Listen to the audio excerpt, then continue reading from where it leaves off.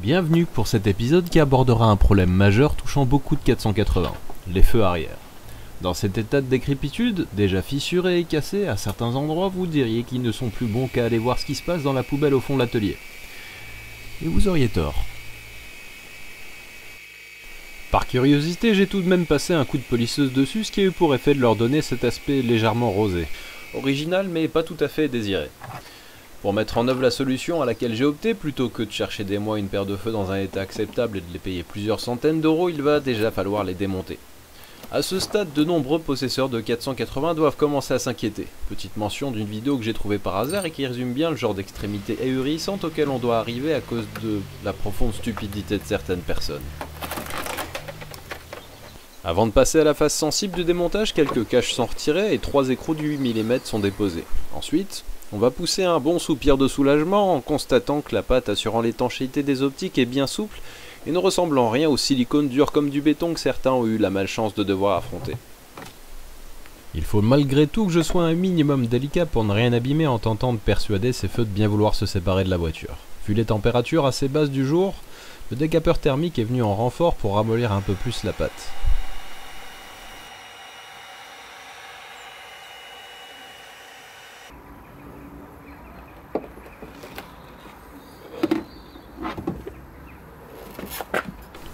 Ces images en gros plan vous permettent par ailleurs de mieux admirer le superbe état de conservation de ces feux. Ce brin d'ironie est hélas représentatif de beaucoup de nos 480. Ces optiques résistent mal à l'épreuve du temps, et plus précisément aux UV, et en plus de devenir opaques, ils ont également tendance à se fissurer et à casser facilement. Autant vous dire qu'il y a de quoi stresser au moment de charger des objets encombrants et lourds, puisqu'ils sont très exposés dans ce cas-là. Heureusement, malgré l'indisponibilité des feux en neuf, puisqu'ils ne sont plus fabriqués, il existe dorénavant une solution pour tous les propriétaires de 480 à travers le monde. Vous allez découvrir ça. Il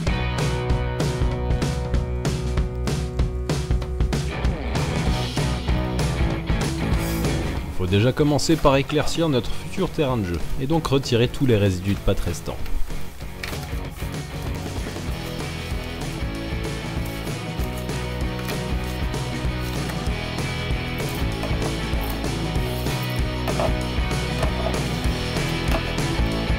Ensuite, on se munit de quelques outils qui pourraient sortir d'un cabinet dentaire pour aller découper la partie translucide du feu, celle-là même qui a mal vieilli.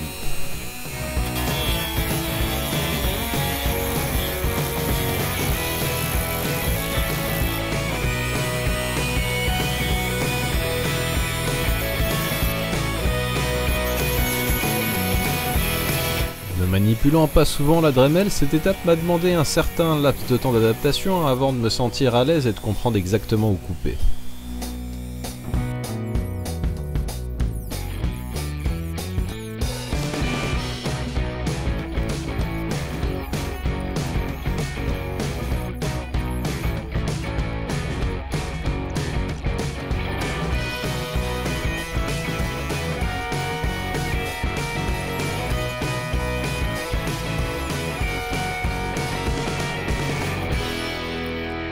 Le point crucial est ici de ne pas abîmer le support en plastique noir.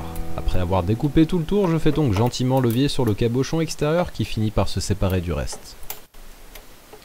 C'est un peu comme ouvrir des huîtres, en plus facile et en un peu moins dangereux pour vos mains.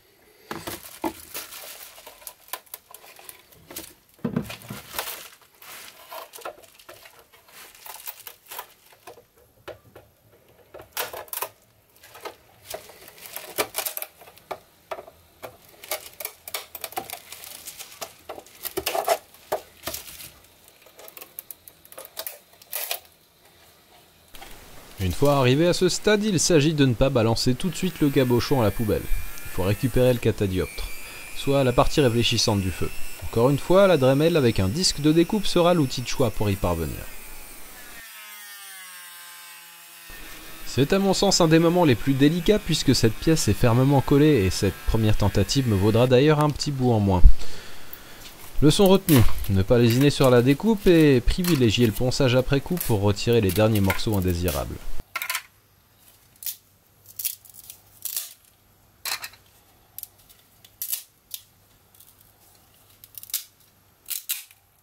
Maintenant, il faut travailler notre future surface de contact. Il faut se débarrasser des débris en plastique de l'ancienne pièce. L'objectif est donc qu'elle soit la plus plane possible. J'ai donc ici changé d'accessoire pour une fraise pas trop méchante, histoire de ne pas creuser le Grand Canyon dans le plastique. Ce serait dommage. Il est maintenant temps de vous faire découvrir cette merveille que l'on doit à la collaboration entre un plasturgiste talentueux et d'un forum français dédié à un modèle dont les membres savent faire preuve d'une sacrée ténacité pour parvenir à leur fin. Dites-vous que des tentatives du genre, il y en a eu quelques-unes à travers le monde et qu'à notre connaissance, jamais aucune n'avait abouti à une série réussie de feu arrière. Bah là, je peux vous assurer qu'il n'y a pas d'autre mot employé que celui-ci. C'est simplement aussi soigné, voire plus qu'une pièce sortie de chez le fabricant de riz.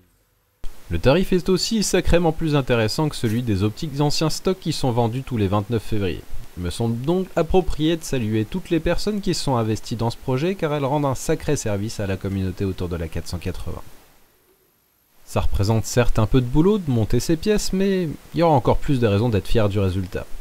J'espère simplement que le mien sera à la hauteur des efforts consentis par les instigateurs du projet. Comme vous pouvez le voir ici, j'ai déposé un cordon de mastic-colle sur toute la surface à en coller. Je vais donc pouvoir poser et centrer délicatement le cabochon neuf sur son support. Il suffira ensuite de poser quelques serre-joints sans trop les serrer évidemment, et de laisser tout ça sécher 24 heures.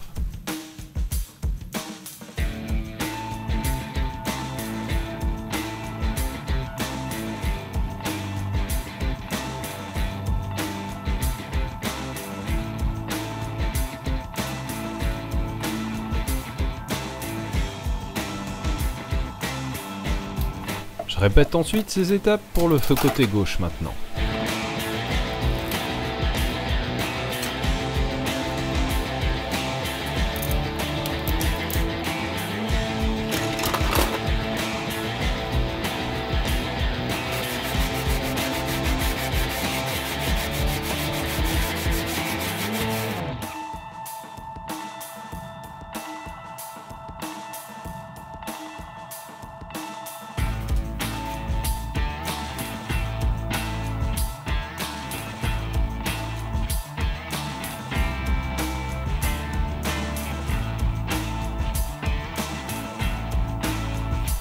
L'ensemble aurait vraiment juré avec la plaque centrale qui, hélas, vieillit également assez mal.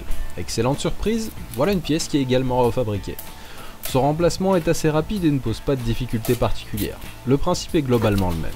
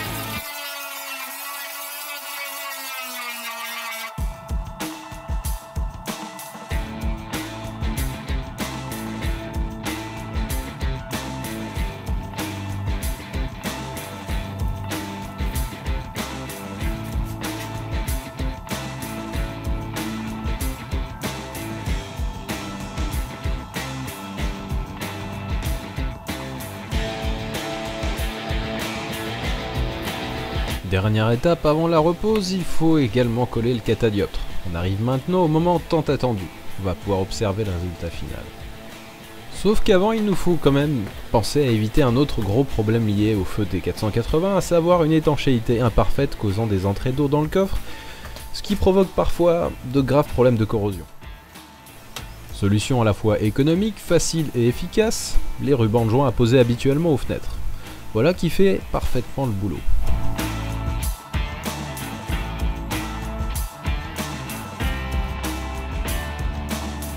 Allez, cette fois on y est. J'ai retiré les derniers morceaux de pâte et nettoyé la peinture qui sera en contact avec le joint.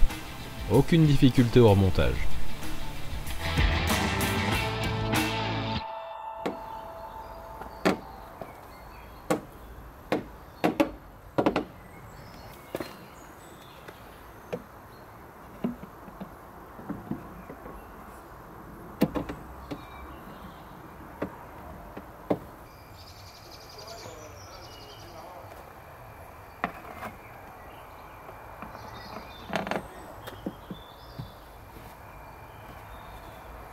A cette occasion, les petits détails ne sont pas oubliés puisque je mets en place un décroché de l'introuvable cache-bagage qui était manquant jusqu'à présent. Voilà qui rajeunit visiblement notre vieille suédoise. Enfin, vieille suédo-franco-hollandaise plutôt.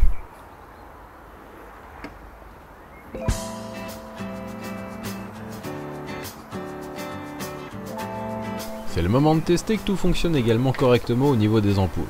Il faudra remplacer une des 4 pour les feux stop ainsi qu'une autre pour les feux de recul.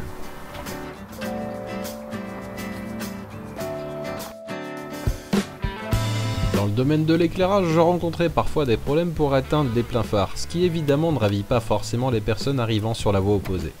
Je m'attaque donc au remplacement du commodo ainsi que des caches de la colonne de direction dont certains morceaux sont manquants.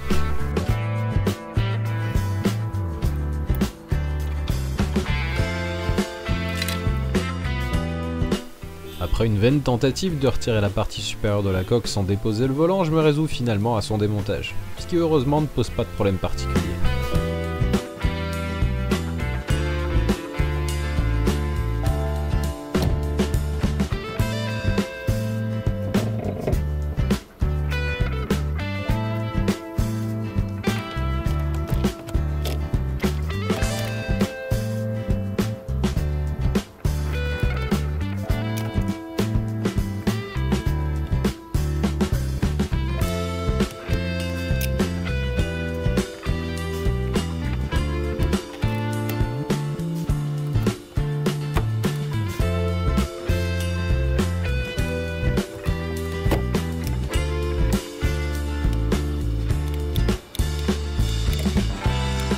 Voilà un commodo qui fonctionne parfaitement lui.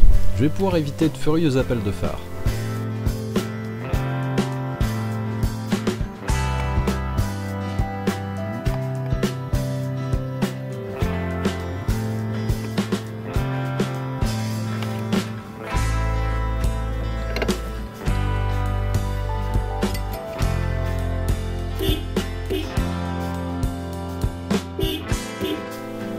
Tant que je suis côté conducteur, je vais remettre en place la partie basse du tableau de bord à laquelle il manque un cache ainsi que certaines vis. Ça évitera que le tout pende lamentablement et vienne vous chatouiller les tibias.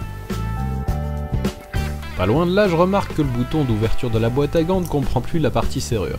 Au lieu d'un trou béant, je remonte donc un barillet prélevé sur une autre porte après avoir retiré ses cames, ne possédant pas la clé d'origine. Dans cette configuration, la clé de démarrage, un tournevis ou même un bâtonnet de glace pourront déverrouiller cette serrure, et je doute fort que ce soit un problème.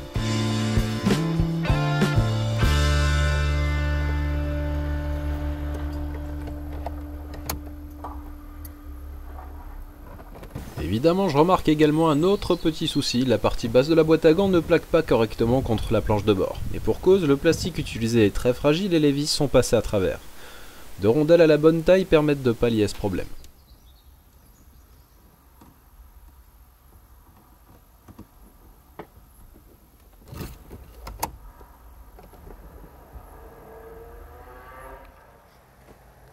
Là, j'estime avoir assez avancé pour m'offrir un peu de repos avec un bon nettoyage de l'habitacle qui en a bien besoin.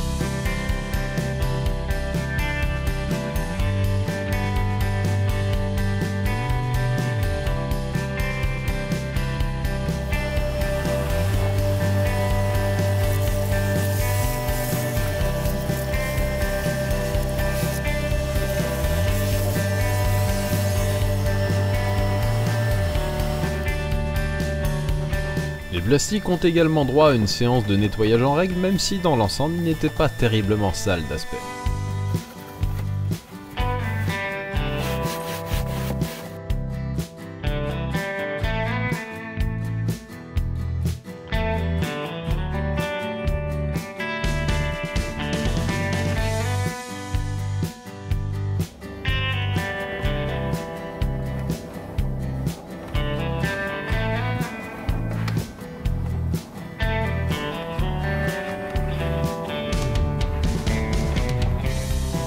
Pour les plastiques les plus sales, donc les plus souvent manipulés, j'utilise un dégraissant ménager. Attention aux sérigraphies des plastiques, ils n'aiment en général pas tellement ces produits. Il faut donc faire attention à ne pas tenter de les nettoyer avec autre chose que de l'eau chaude et un chiffon. Fatalement, mon attention est attirée par un nouveau détail problématique. L'aérateur gauche n'est plus commandé pour dévier l'air latéralement, ce qui est à la fois très grave et intolérable. Voici une application toute trouvée et quelques riselants qui traînaient par là.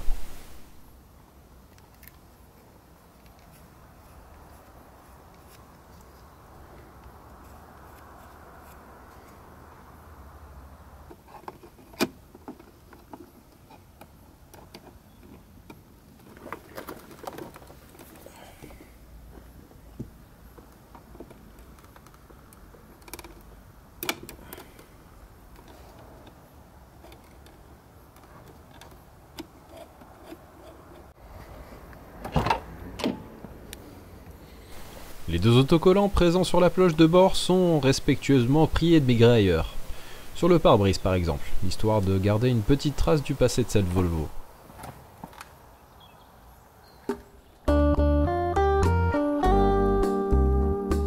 Voici le résultat après nettoyage de cet intérieur. Pas parfait avec quelques pièces qui méritent encore remplacement, mais si on se rappelle que cette 480 est de 88, il me semble qu'on peut qualifier son état de tout à fait respectable.